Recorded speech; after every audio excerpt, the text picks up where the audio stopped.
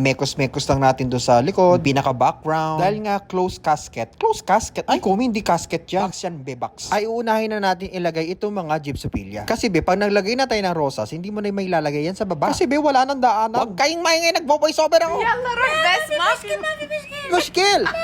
ما في مشكلة يلا Ay, nako talaga tong mga to. Ito pala yung mga kasama ko dito. Yung isa kapitbahay namin. Ikipagkwentuhan dito. So ito na nga mga mekos-mekos lang natin itong mga roses. I-make sure lang natin na makikita lahat ang mga rosas. Dagan pa natin na mas maraming gypsophilia o baby's breath. Dahil pang baby boy. Baby boy nga ba? Ay, ano tapos na, ano pang gagawin natin, be? Bigay na natin sa customer. Ay, meron pa palang kulang. Siyempre, i-sprayan na natin ng tubig, be, siyempre. Para mas maging fresh ang ating arrangement. Alam mo naman, mainit dito. So, tapos na ang ating finished product, mga B. At natuwa naman si madam. Wala na kasi siya magagawa. Kayo ba, mga B? Natuwa ba kayo? Nagandaan ba kayo sa ating arrangement for today? Kung nagandaan kayo, comment down below. At syempre, huwag din kakalimutan mag-share. Dahil ang mag-share ay makakaroon ng blessing sa katapusan. Gusto mo yan? Ako rin, kaya go!